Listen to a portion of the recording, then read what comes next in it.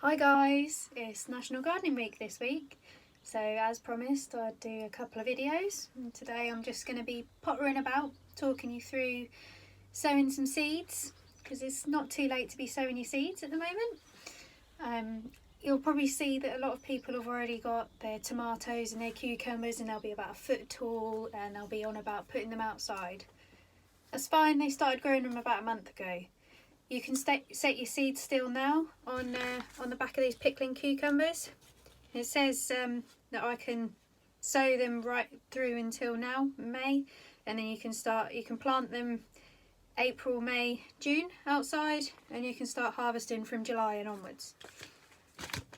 So the soil temperatures are going to be a bit warmer outside, so if you're going to be direct sowing some of your other outdoor veg crops, or your flower seeds and things like that, then it's going to be really good. You can still sow indoors as well, which will help with the nighttime temperatures dropping again at the moment. As you can see at the moment, I've got some nice white sheeting over the top, because last week it was getting to nearly 40 degrees centigrade in here, and I needed to bring that down so that when I bring my tomatoes outside, they're not going to just shrivel up and die.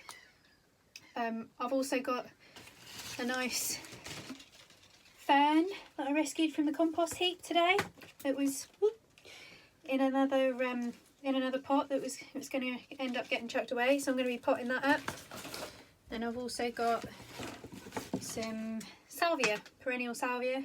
Now this is one of the stems from last year on the plant, and we've been cutting them down today, and it had run along the floor, or laid itself down along the floor like that. Then as you can see, it's sent a load of roots out. So that's called layering. Now you can force a plant to do that, but this one did it on its own, so I've got a few of those that I'm going to be potting up as well. So I'm going to show you how I sow seeds. So I've got my little cell tray. I'm going to fill it full of compost.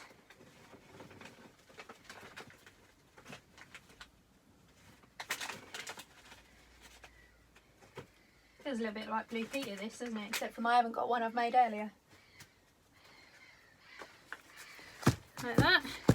Now you see I'll give it a little bit of a tap. Now that just allows the compost to settle. It takes away any big gaps or anything that you've got in the compost ready for you to sow your seeds. So I've got cucumber, telepathy, a pickling cucumber gherkin. Also got some cucamelons, which is one that I've been wanting to try for the last couple of years. There's been mixed reviews about those, whether they're beneficial or not, or whether not beneficial, but whether they're really worth the amount of effort that goes into them, because they're quite fussy. They like to be inside, and because they come from Mexico, also known as little mouse melons, they like to be inside and really, really hot, so they definitely can't be growing outside. And then I've also got some French beans, boiling French beans. So in this one, I'm going to put the French beans.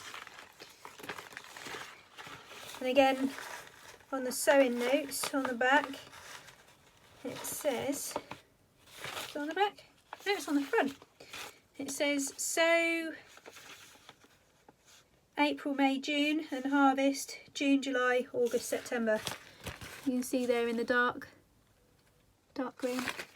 So this is a perfect time to be sowing your seeds at the moment.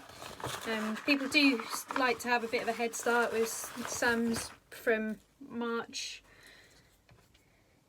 in heated propagators and things like that, but we don't really know whether that gives them a head start or not, because the daylight length is shorter then. So they're going to be growing slower during the day anyway, whereas if you wait a little bit, if you can, the soil will be warmer, the daylight will be longer, which means that the plants can photosynthesize for a longer period of time during the day as well. And then my mum's even just commented on the cucumbers that I set a month ago. They had a bit of a growth check for about 2 weeks, where they were literally just at 2 inches tall and wouldn't do anything. Since moved them back to the front window after I've created a little bit more space, and they're now nearly 6 inches tall, which is amazing, and that's just in a few days. And it's literally probably down to the fact that I started them off on the front windowsill, which is sort of southeast facing, and then I moved them outside for, I was trying to harden them off a little bit, inside and outside and inside and outside, day and night, and I don't think they liked it. So I brought them back indoors and put them inside the conservatory, but that was getting up to about 27, 28 degrees during the day, and they're really cold overnight because we have to put a heater on in there. And yeah, they really didn't like it, so we put them back on the front windowsill and they're loving it. But hopefully with the weather, unfortunately at the moment it's turned a little bit and it's gone a bit chillier, but obviously the farmers are going to be loving that at the moment, getting the moisture back into the soil that we've been missing. But the plants that I've moved, the cucumbers, have really enjoyed being back on the front windowsill, so once it gets warmer again outside, I'm going to gradually start bringing them out again, and the daylight length, as I say, will be a big advantage as well. So I'm going to see how these ones go with being planted a month later, or sown a month later I should say. So the ones that I just did there were the climbing French beans, and I've put 2 in each cell, so I'm going to be pricking those out once they grow. And I've got, these are pickling cucumber seeds, gherkin seeds. They end up being a bit hairy, which is what gives them the little bubbles on the outside. There you go. I don't know if it's going to focus or not. No, not by the looks of it. So I'm going to 2, 3, 4, 5, 6, 7, 8. Perfect. Well, I've got a 4 cell pack here, so I'm going to pop 2 of these in each cell as well. Now I never know whether to put these upright or flat or what, but I'm just pushing them in, and they've got 2 chances then, haven't they? Everything in gardening has always got 2 chances. It'll either work or it won't. And generally when it doesn't work, you learn more than when it does work. Now I haven't got the space for all 8 of these plants, but I have got a few family members and a few friends that have asked me to grow some for them. So once they're big enough, I'll be dropping them off at their houses, obviously at a socially acceptable distance because of everything that's going on at the moment. Yeah. The other thing that I would say, my biggest tip, is to not sow or do too many things in your garden at once. It can seem like you've got all these big plans and ideas and wonderful things that you can be doing in the garden, which is true, but a couple of years ago I got myself an allotment and I definitely bit off more than I could chew. I'd sown hundreds of seeds, all 3 or 4 different types of tomatoes, a few different cucumbers, I'd got climbing beans, I've got dwarf beans, I got some potatoes in, and I was given some fruit trees as well, which I got in. Let's sow the regular cucumbers now. But with a full-time job in gardening as well, I soon found that I couldn't keep on top of it all. I'd bought myself 2 greenhouses as well. I only got the base of 1 greenhouse sorted out. My auntie and uncle have now got it for my cousin, who's got his own little allotment. When I say little, it was probably about a quarter the size of the one that I had, and he still struggles to keep up with that. But yeah, with a full-time job and all that, it sort of overwhelmed me a bit, and then I got a little bit disheartened and I felt guilty because I'd taken on this allotment and I'd got all these little seedlings that were relying on me, and they ended up all dying, and I don't like that because they've given up their energy and made all that effort to grow just for me because I'd planted them, and then they died. So just when you're thinking about what you want to be doing in your garden, and when you're sowing your seeds, just think about how much you can actually really handle. In this garden here at my mum's, we can do about 4 or 5 tomato plants, 1 cucumber plant, a pot of climbing beans, and I've made myself a little salad tray this year. So that's about our limit. But with the cucamelons, I'm hoping that I'll be able to get them to grow inside the greenhouse here and hopefully cover all of this bit here, which will help to give some shading in there as well. Yeah, so here it goes. It's the cucamelons. We'll have a look. And apparently they taste a bit like a grape crossed with a kiwi, with a little bit of a cucumber sort of twist. And it says, sow in a propagator using a good quality compost on a windowsill or in a greenhouse to germinate. Well, they're going to be going in a propagator on a windowsill. When your seedlings are 7 centimetres high, or when the risk of frost has passed, plant out in grow bags, tubs or soil at 30 to 40 centimetres apart and support with canes. Water and feed regularly with a high potash liquid fertiliser. Once the main growing shoot reaches 2.5 metres, blimey, that's going to be tall, pinch this out to restrict the plant's growing size. Trim the lateral side shoots when they reach 40 centimetres. Sowing to cropping is 9 to 12 weeks. So that means, I'm not going to plant too many of these. There's quite a few in the packet. Because I've heard that they ramble like crazy. As you can see, they look, I'll do it like that. They look like a cucumber seed. Let's just pop them in there. I'm going to put 2 in each, so we go for 8 again. And I know there's a few people that want to have a go at these as well, so I will be letting you know how they go, guys. Now, I hope you're all doing okay. I know the weather's taken a bit of a turn, but I hope you're still enjoying your gardens. And if you haven't got a garden, don't worry. Buy yourself a couple of bunches of flowers and stick in a vase. Just looking at flowers makes me happy. The pretty colours and the smells, and yeah, just a bit of plant geek. But anyway, so there's the cucamelons in there as well. I haven't written any labels, but I've got my seed packets in the order that I sowed them in, so I'll be able to figure out what way I've done. Yeah.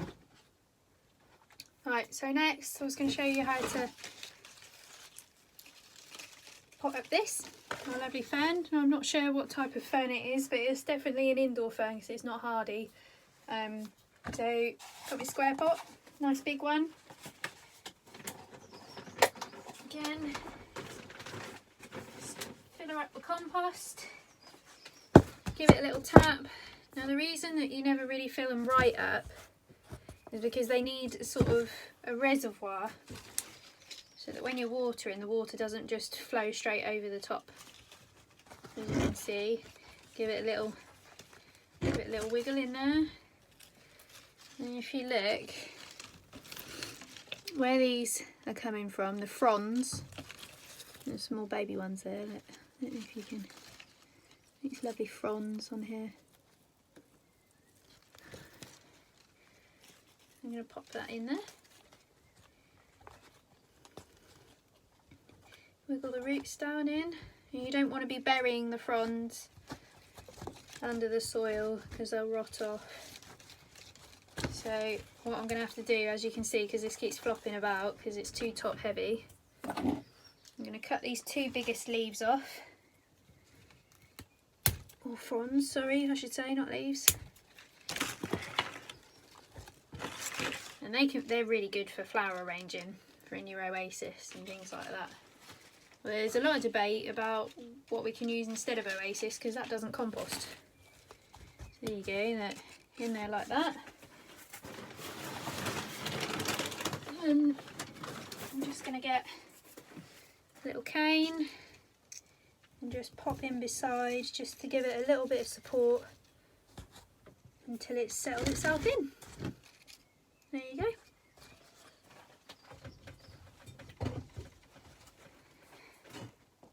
So here's my salvia, which is called Phyllis's Fancy. And I've got a nice filled pot of compost this time, so it's level with the top. And I've chosen this shoot coming out the side because that's going to bend easier. And I've got a couple of little U-shaped clips. If I pull this down, just pop the clip over the top and into the compost. And it doesn't want to stay. It doesn't want to stay, and you can hear the pigeons flying about behind me.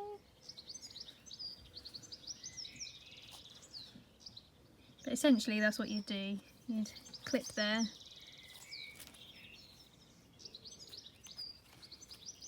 and clip there. Or you could use a stone to weight it down, like that. And as you can see, there's a couple of growth points that are touching the compost. And those growth points would then shoot out roots into the compost.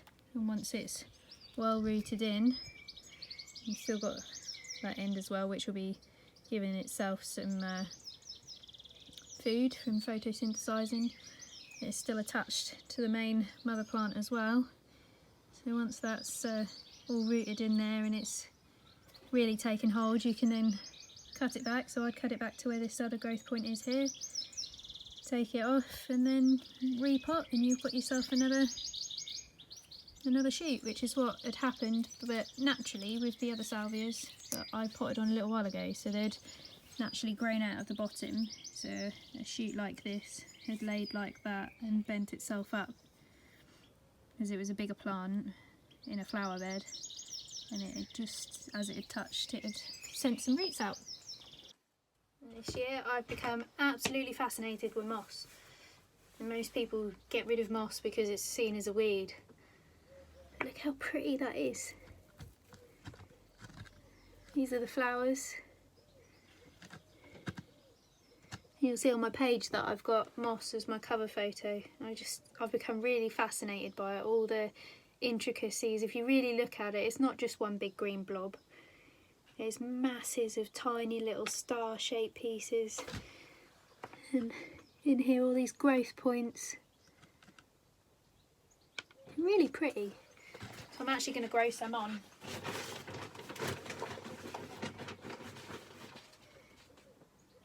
I've had the idea that I'm going to make a bath mat out of moss. Why not? It's a living bath mat. So I've got my pot, and I'm just going to sit it, these pieces that I collected today, on the top. Press them in like that.